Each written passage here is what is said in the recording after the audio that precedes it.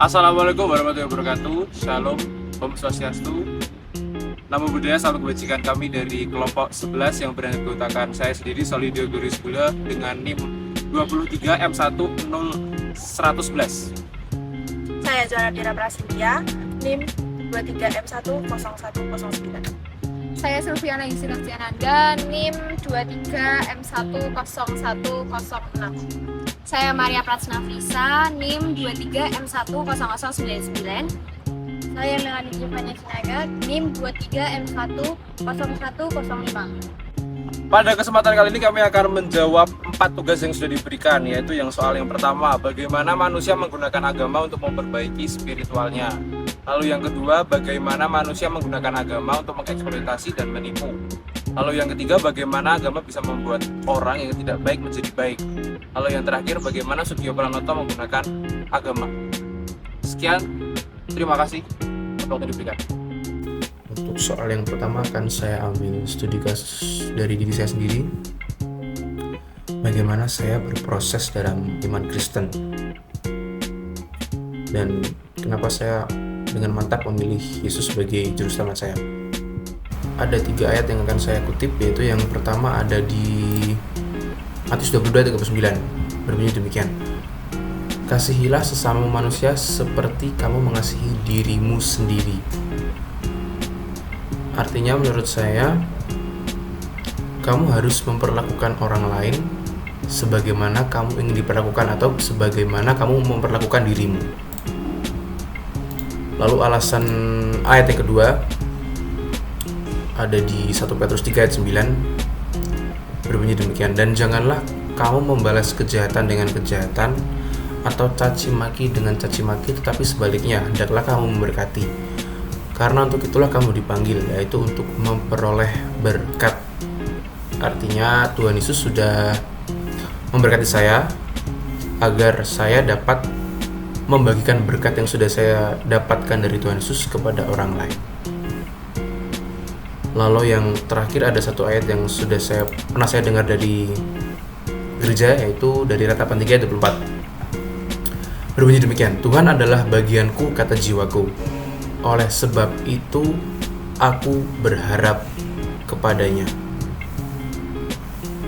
Oke, jika Deo menjelaskan dari sudut pandang agama Kristen, saya akan mencoba menjelaskan dari sudut pandang agama saya, yaitu agama Katolik. Agama itu menyediakan sarana untuk mengembangkan spiritualitas umatnya, seperti kegiatan peribadatan, seperti misa, sembayangan, dan lain-lain. Juga dengan kegiatan beragama seperti kumpul antara umat, kumpul OMK, dan lain-lain.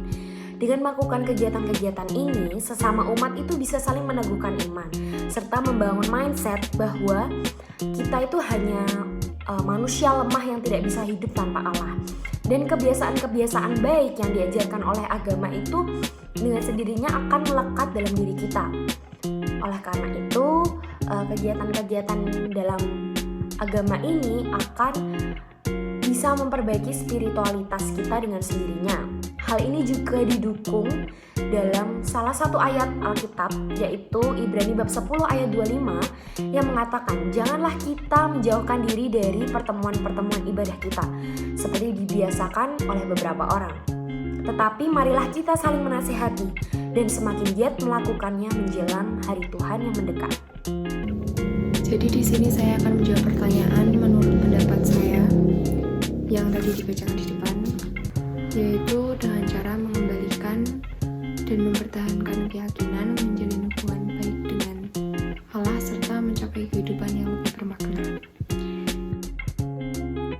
Jika kita mendengar kata spiritualitas, kita dibawa pada suatu kenyataan bahwa dalam hidup, manusia selalu mencari sesuatu di atas dirinya sebagai manusia. Hal ini disebabkan karena kita manusia tidak hanya terdiri dari tubuh saja, melainkan juga jiwa spiritual, sehingga kita selalu memiliki kecenderungan untuk menemukan jati diri kita dengan mengenali Sang Pencipta. Lalu, bagaimana manusia menggunakan agama untuk memperbaiki kehidupannya spiritualnya itu adalah yang pertama selalu menghadirkan kekuatan spiritual tertinggi atau Tuhan, lalu selalu membuka diri, dan yang terakhir selalu berdoa dalam hal apapun. Bagaimana manusia menggunakan agama untuk memperbaiki kehidupan spiritualnya? Manusia menggunakan agama untuk memperbaiki spiritualnya dengan cara pergi ke tempat ibadah, membaca firman dan menerapkan firman-firman tersebut di dalam kehidupan sehari-hari, dan menjalankan kegiatan sosial seperti berbagi sembako dengan orang yang membutuhkan dan mengunjungi pantai. Akan saya jawab menggunakan sepengetahuan saya dalam agama Kristen ya. Di era modern ini banyak sekali menurut saya teknologi iptek yang sudah mulai masuk ke dalam gereja. Contohnya sekarang yang sudah ada di gereja saya di Kediri, yaitu kita bisa memberikan persembahan dengan QR atau foto QR. Jadi persembahannya kita nggak melalui amplop persembahan, tapi kita scan pakai HP. Bisa jadi kalau ada oknum-oknum yang nakal, oknum-oknum yang mengambil kesempatan dari hal itu, bisa saja mereka mengatasnamakan sebagai GKI Kediri lalu menempelkan QR code itu, scan QR itu untuk dana persembahannya untuk dirinya sendiri. Dan itu menurut saya sangat-sangat mengeksploitasi atau menyalahgunakan iptek di era modern dalam gereja. Oke, menurut saya hal ini biasanya dilakukan oleh beberapa oknum saja. Mereka menggunakan agama untuk mencari pembenaran atas tindakan kriminal yang mereka lakukan. Mereka itu tidak mengerti bahwa setiap agama memiliki ajaran baik yang harus diwujudkan bagi setiap pribadi, baik agama lain, suku lain, pokoknya setiap orang. Di dalam agama Katolik sendiri, Allah selalu mengajarkan untuk berbuat kasih kepada siapapun, sekalipun musuh kita. Hal ini juga dikatakan dalam Injil Matius bab 5 ayat 43-44 yang mengatakan, "Kamu telah mendengar firman, kasihilah sesamamu manusia dan bencilah musuhmu. Tetapi aku berkata kepadamu, kasihilah musuhmu dan berdoalah bagi mereka yang menganiaya kamu." Perbuatan tidak baik yang diwujudkan dalam tindakan merupakan dosa yang lebih jahat daripada dosa dalam keinginan. Sebab jika sudah diwujudkan dalam perbuatan, dosa dapat mengakibatkan skandal, dapat menambah rasa dengki, dan menghancurkan rasa malu. Jika diulangi terus, dosa menjadi kebiasaan dan memuntahkan hati nurani, sehingga tidak lagi dapat melihat kejahatan dari dosa yang dapat dilakukan. Selain itu, gereja mengenal adanya 7 dosa pokok, yaitu kesombongan, ketamakan, kedengkian, kemurkaan, pencabulan, kerakusan, dan kemalasan. Misal kita mau pergi sama temen gitu ya, terus kita pamit ke orang tua itu mau pergi ke gereja gitu. Itu bisa jadi kita itu menggunakan agama untuk berbuat yang tidak baik gitu. Itu kan termasuk memakai agama ya, maksudnya kita mau ke gereja gitu, tapi kita malah kemana gitu. Bagaimana manusia menggunakan agama untuk menipu? Banyak orang yang mengatasnamakan agama untuk menipu orang lain.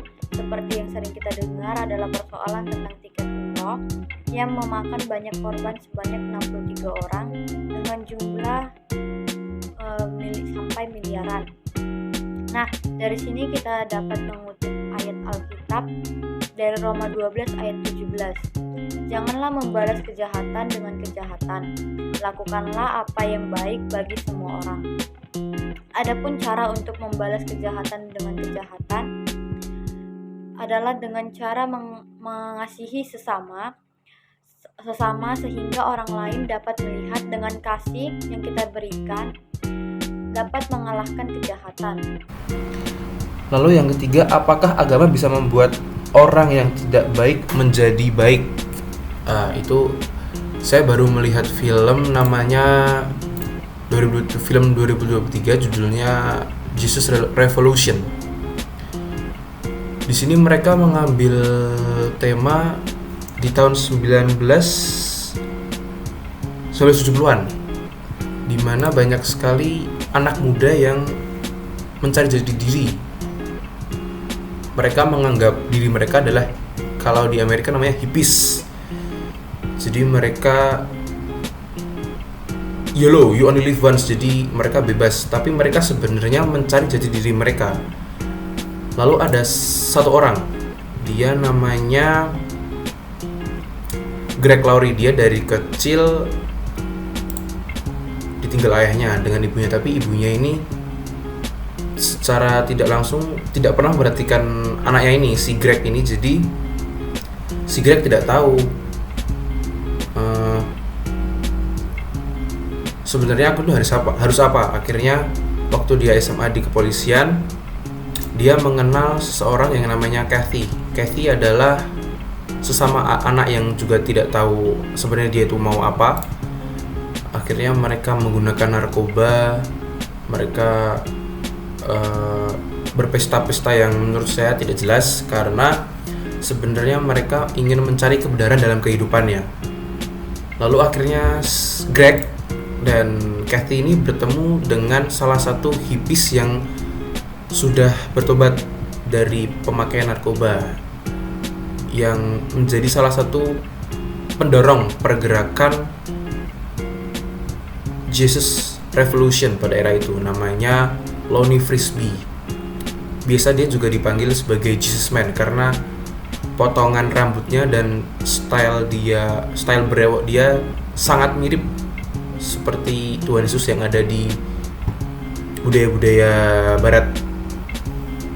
Lonnie Frisbee ini dia mengajarkan Greg siapa itu Tuhan Yesus. Jadi mengubah Greg dari yang awalnya pecandu narkoba menjadi ke jalan yang benar, yaitu ke agama Kristen itu sendiri. Sebenarnya di dalam Alkitab sendiri, dalam Alkitab agama Katolik, pernah disebutkan salah satu contoh, yaitu pertobatan Rasul Paulus yang dikutip dari Perjanjian Baru. Adalah sebuah peristiwa dalam kehidupan Rasul Paulus yang membuatnya berhenti menganiaya umat gereja perdana dan menjadi pengikut Yesus. Peristiwa tersebut terjadi pada 33 sampai 36 Masehi. Nah, seperti yang sudah saya sebutkan sebelumnya, agama itu menyediakan sarana untuk umatnya lebih mengenal Allah. Nah, melalui ibadah, kegiatan berdoa dengan umat lain, perkumpulan dengan umat lain, mindset bahwa manusia butuh Allah itu pasti akan melekat di dalam hidup manusia tersebut. Terus agama itu kan selalu mengajarkan ajaran-ajaran baik ya.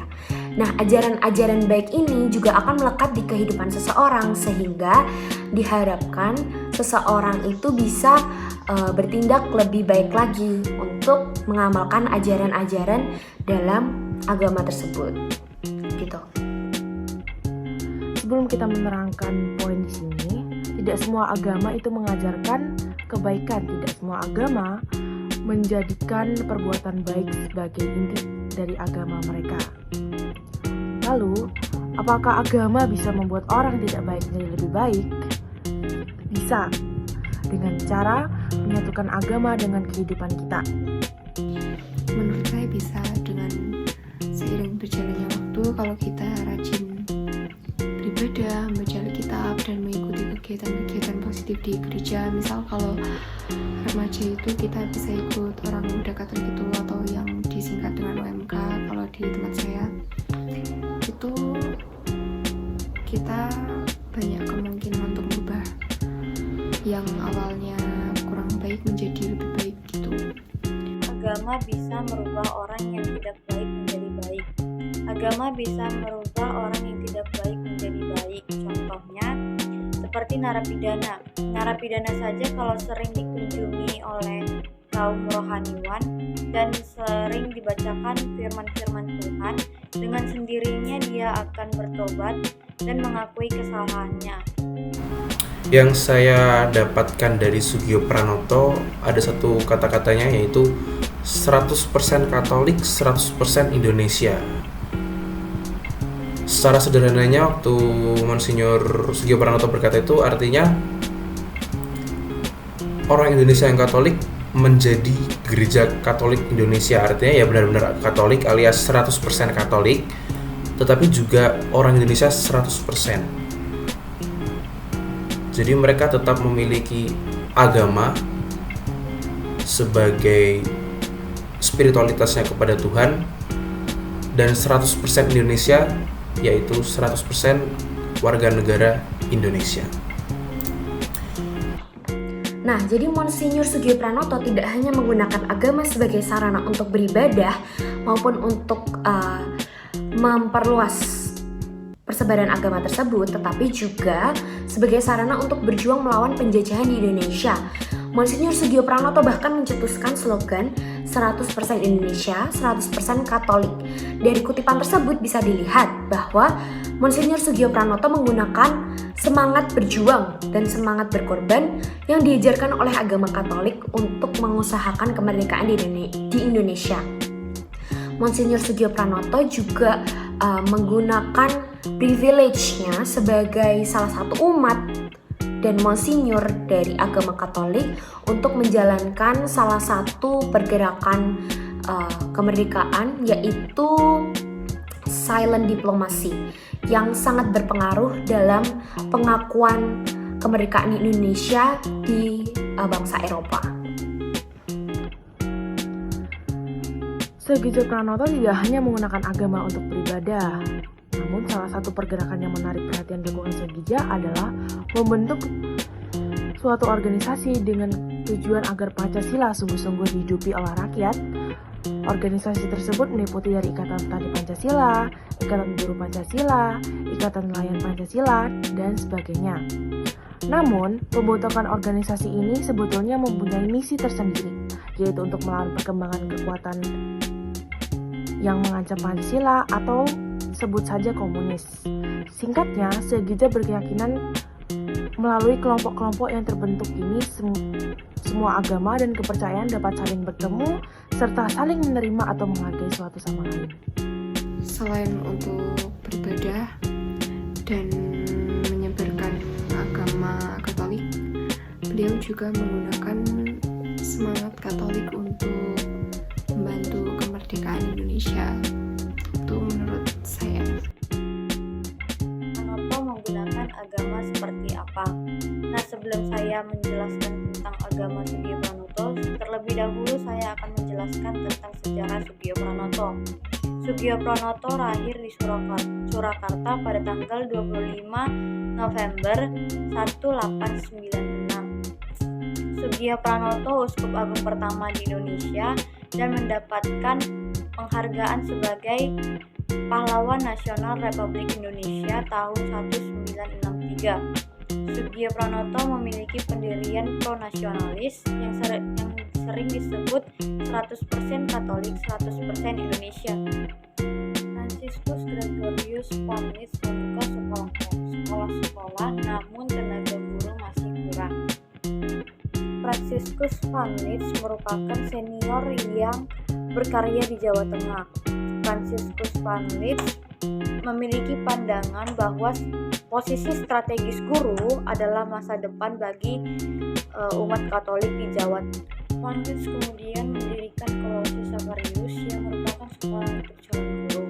Kesempatan untuk menjadi guru dalam pandangan orang Jawa masuk dalam kesatria Priyadi merupakan magnet sendiri bagi Kolose Savarius.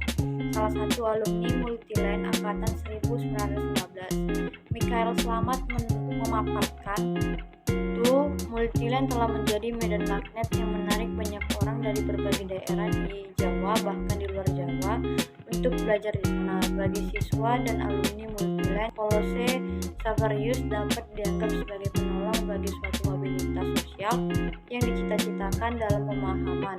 Demikian mereka akan dengan mudah menyaring diri kepada kegiatan misionaris untuk tujuan yang lebih mulia, harta didapat, surga diperoleh. Godaan untuk menjadi Priyadi ini yang akhirnya mengantarkan Sugio Pranoto untuk memutuskan memilih Kolose Savarius menjadi tempat pendidikan dan pengembangan dirinya. Mungkin itu jawaban yang dapat saya berikan. Kurang lebihnya mohon maaf Pak. Terima kasih.